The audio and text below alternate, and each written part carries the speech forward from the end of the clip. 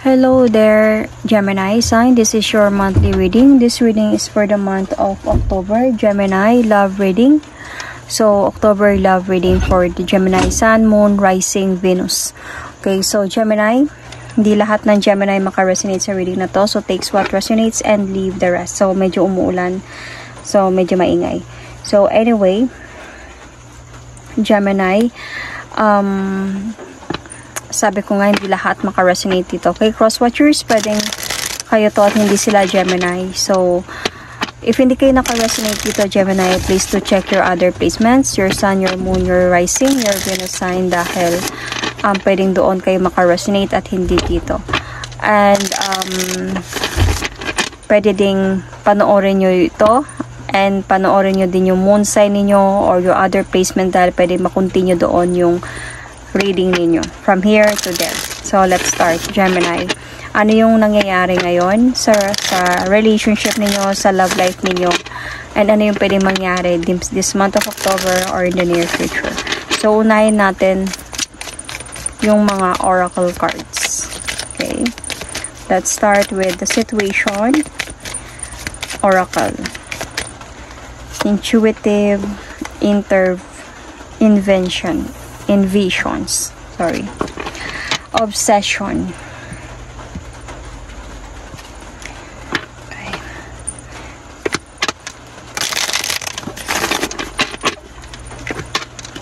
Must-have indulgence.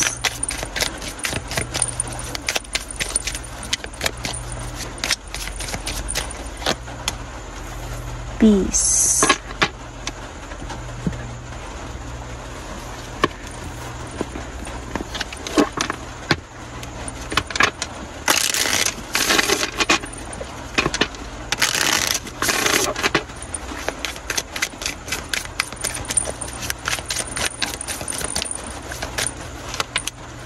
Receive and open.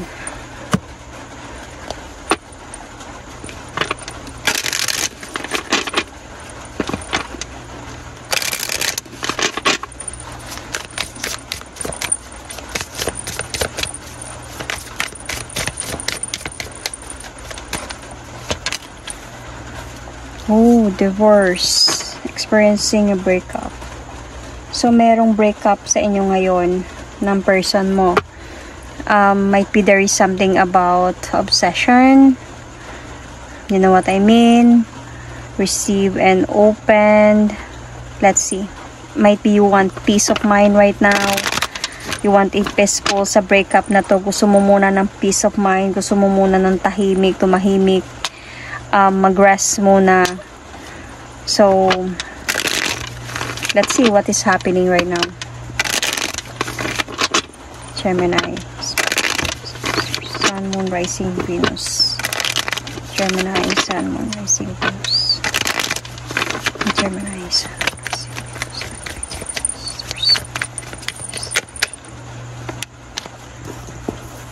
Venus.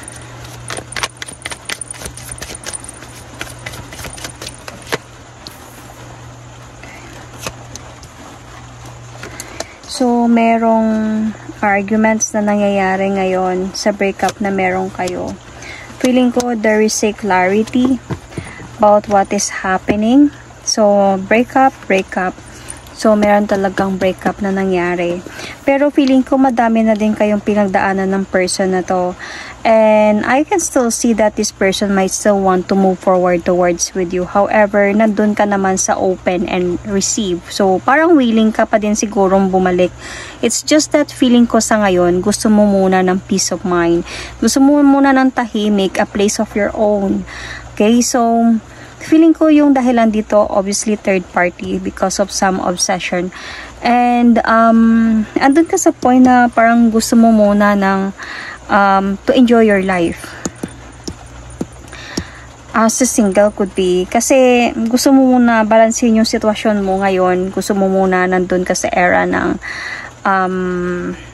healing, could be sa mga nangyayari. Kasi parang may away na nangyari, may gulo na nangyari sa situation. And isa pa dito, feeling ko, yung person mo mismo, okay, yung person mo mismo yung nag-cut off ng sitwasyon. Pero, siya na yung nag-cut off ng sitwasyon. Siya din yung gustong bumalik sa'yo. So, parang gusto niya makipagbalikan sa inyong dalawa. Pero nasa point kayo ngayon nga ng breakup. Okay? So, experiencing a breakup. So, pwedeng dumating kayo, kung married kayo, dumating kayo sa point of may plano na mag-divorce. Hindi pa nag-divorce, pero parang planning na mag-divorce or nasa point pa kayo ng breakup ngayon. Pero nga sabi ko, madami na kayong pinagdaanan ito. Pero nakikita ko pa din yung pag-aayos sa pagsasama ninyong dalawa. May nangyari kasi talagang cheating eh. So, may nangyari talagang cheating dito sa sitwasyon na to. Lalo na when we talk about obsession and may nakita akong cheating card dito sa situation. So, fire sign, Aries, Sagittarius, Leo. Sagittarius is here, Gemini. Virgo as well is here, Aquarius or Libra, Gemini. So, Cancer, Scorpio, Pisces. Sun, Moon, Rising, Venus. So, anyway, this is what is happening right now. Feeling ko andun ka sa point na open ka pa din naman, open and receive, diba? Parang kumbaga sa'yo is like hindi ka pa nag-close ng door, hindi ka pa naglagay ng boundary na ayoko na talaga. So andun ka lang sa point na wag muna tayo mag-usap, hiwalay muna tayo ngayon dahil siguro napapagod na sa away or para walang gulo, para hindi na mag-continue yung pag-aaway ninyo. So, kaya ganun yung mga nangyayari ngayon. So, let's see.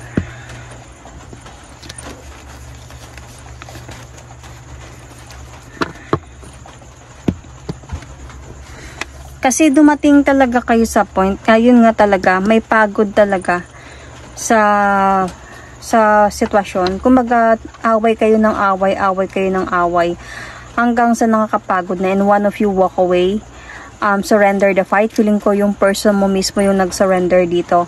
And siya din yung gustong bumalik para maayos kayong dalawa. So, let's see what will happen this month of October.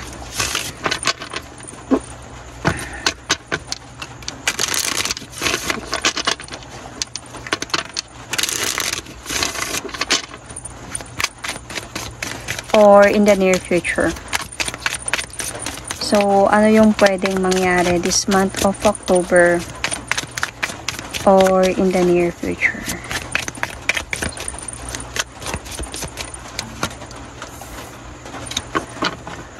Okay.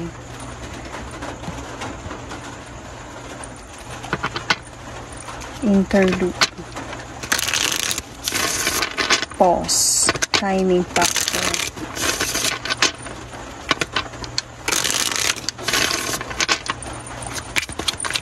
I can sense a parang ano siya, Page of Swords sa card na to.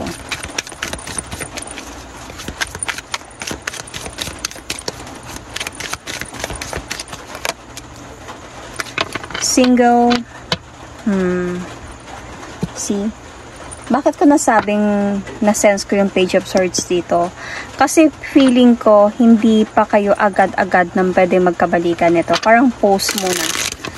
Kumbaga, delay. Okay? Even open ka naman to receive. Andun ka lang sa point of like, wag muna. Parang ganun. Gusto ko muna nang mag-enjoy or mag-heal muna. Something like that.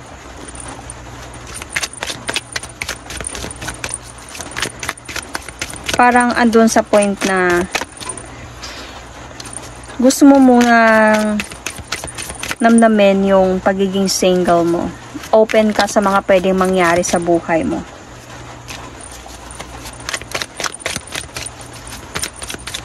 Positivities.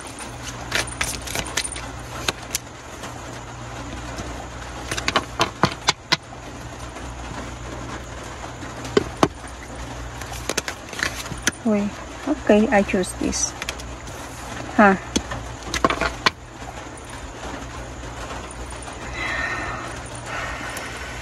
Okay. So, I get it now.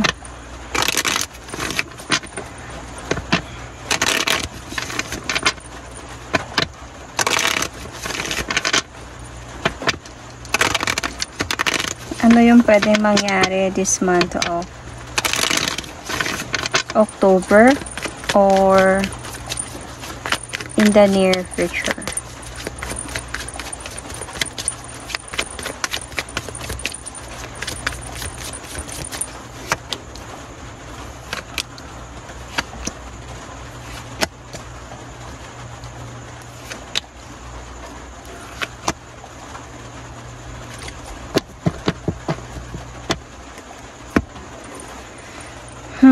Okay. I can see here na parang clear sa'yo yung mga nangyari. Feeling ko, di ba sabi ko bumabalik sa'yo yung person mo. Yung siya na yung umalis, siya yung nagputo, tapos babalik siya sa'yo ng ganyan, makipagbalikan. Pero, inano mo yun, wag mo na. Pause muna tayo. Timing lang, hindi pa. Parang gusto ko muna namnamin yung pagiging single ko and I'm not in a relationship. I am open to receive the blessing or the possibilities na papasok sa buhay ko. Lalo na, ang mga fulfillment might be mga opportunities na papasok sa buhay ko. Parang nung time na siya na mismo yung kumbaga nagkaroon ng clarity about other party, and then siya na mismo din yung nagputol ng relationship. Parang andun ka sa point na okay, i-ano ko to, parang i-embrace ko to, itong single life na to. Kasi pagod na din ako Pagod na din ako sa pagtatalo, sa pagkaaway. So, ang nakikita ko kasi dito, hindi, parang gusto mo nang hindi maging available na maging in a relationship once again. Kasi parang gusto mo over na to. Parang, it's over. Tapos na tayo. Kasi parang gusto mo na mag-focus sa yung finances. Gusto mo na to fulfill your dreams, a wish fulfillment. This is the star card. Same lang din sila to ng meaning. So, you wanted to have some wish fulfillment in your life. Okay? Especially when we talk about career and finances. So, though medyo nandun ka sa point of confusions, dahil nga bumabalik siya So, nandun ka sa point of confusions because this person is coming back. Nag-o-offer siya sa'yo na new beginning. But, pumapasok pa din kasi sa'yo yung sakit na binigay niya sa'yo. Yung betrayal na binigay niya sa'yo. So, ito yung pumapasok dito. Dahil alam mo nalaman mo, hindi ka inosente sa mga nangyari. May clarity dito. So, kumbaga, every time naiisip mo yun, and isa pa, nag-gather ka pa ng information, talaga, meaning, may hawak ka talagang evidence and katotohanan na, nagloko talaga siya. So, even sabihin natin na gusto niya mag-move forward towards with you pa din, mag-offer sa'yo ng love and relationship. Parang para sa'yo, tama na. Move on na tayo. Gusto ko na mag-move on. Parang andun sa point na hindi na magiging masaya. Kasi alam ko na parang may trust issue na. So, I can see Aquarius sign here. Pisces sign. You might also be dealing with fire signs as well. Okay? Or water signs. So, anyway, disappointed ka na. And feeling ko, this coming October or the near future, dito mo talaga na marirealize mas importante talaga yung sarili mo, yung peace mo, kaysa sa pagbabalikan pa ninyong dalawa. Kasi, parang, kahit sabihin natin medyo confused ka, syempre, hindi naman mawala yung pagmamahal Pero feeling ko, ikaw kasi yung klase na tao na parang, hindi ka ganun ka-emotional. So, kasi pag emotional ka, mahirap ka bumitaw So, sa'yo, andun ka sa point na, might be fire sign, I can sense Sagittarius, pwedeng Aries. So, or Leo. Fire signs. Parang feeling mo, ayaw ko ng mabigat na sitwasyon. Ayaw ko parang pasan-pasanin ko yung problema ng ganito. Okay? Na ganito yung ginawa niya sa akin. I wanted to be happy. I wanted to take the leap of faith towards a new beginning of my life. Ayoko yung hindi ako nakakatulog sa gabi thinking about problems na binigay niya sa akin. Gusto ko talaga muna ng peace of mind. Gusto kong magpahinga. Kaya ginard mo yung sarili mo dito. So you guard yourself, and because you wanted to namnamin yung pagiging single mo. Okay? So I can see in the near future, okay, or in this month of October, nakikita ko dito na you were going to choose yourself than to come back to this person. But this person is trying to come back to you. Andun lang sa point na you were going to choose yourself than the pain na pwedeng mag-cause pa ng pabalik-balik, ng paulit-ulit from this person about what happened. So, pero honestly, hindi madali sa'yo to. Hindi siya madali. Hindi yung sabihin na, ay niloko mo ako, wala nang pakialam sa'yo. Kasi madami kayong pinagdaanan nito eh. Either nagkaroon na kayo ng engagement nito, or either nag-married kayo nito. You know? Kasi may divorce din eh. So, either married kayo nito. So, might be, yung divorce is like, pwedeng annulment or divorce na medyo on process siya. Hindi lang pa totally na nangyari na. So, nasa point pa kayo ngayon ng meron pang chance, pwede pang ayusin, pwede pang balikan. Pero, you choose yourself talaga dito. Parang inisip mo kasi dito na, parang nag-isip ka agad na parang, pwede ko naman siya balikan kasi bumabalik siya sa akin. Madami kaming pinagdaanan nito. Kaya nga medyo na-confuse ka pa eh. Madami kaming pinagdaanan nito. May nararamdaman pa din naman ako sa kanya. Pero naging smart ka na isipin mo na pagbabalik ako sa kanya, magkakaroon na naman ako ng, kumbaga baka mararanasan ko na naman yung pain na binigay niya sa akin. Mararanasan ko na naman yung mabigat na problema. Okay? Kasi dumaan ka na din eh. Kasi pag ito kasi lumabas, 5 of Swords, may pagod na talaga dito. Ibig sabihin meron ng emotional, either baka physical pa, or mentally, ano na talaga, abuse or something na pagod, tired. So, gumib up na talaga ang isa dito sa inyo. Okay? Or baka sabi ko nga kanina, siya na yung mismo nag-gumib up sa sitwasyon. And yes, yun nga, gumib up nga siya na nagputol. Then, parang ikaw naman yung nakipaghiwalay. So, parang nagustuhan ko yung pagiging single ko.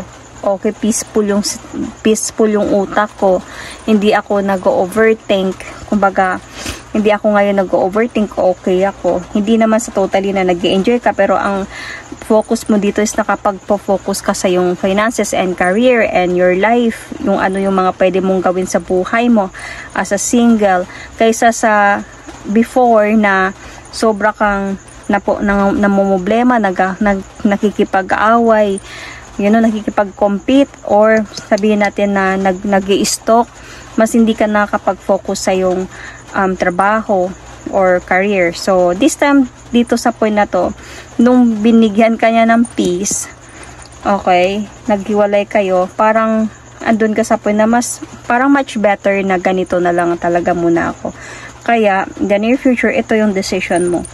Kahit babalik pa man siya sa'yo, parang andun ka na sa point na alam ko na kasi, baka alam ko na din yung mga mangyayari. Kasi, pag ito kasi, kumbaga, naiisip mo na una yung mga pwedeng mangyari. Bago pa mangyari. Parang ganun. Malakas yung intuition mo. So, kaya you choose to be single dito. And to pursue your life. Mag-focus sa career and finances mo. So, yun. That is my reading for you, Gemini. Sun, Moon, Rising, Venus. Okay? Pwedeng Gemini, pwedeng meron kang Aquarius sa chart mo, check your placement. Fire signs sa chart mo, check your placements. Okay? Or Pisces sa chart mo, check your placement. Or Sagittarius sa chart mo, check your placement. Or you might be dealing with Gemini, same Gemini, or Virgo, Aquarius, Libra, Gemini, Cancer, Scorpio, Pisces, Sun, Moon, Rising, Venus, or even fire signs. That is my reading for you. Thank you and God bless.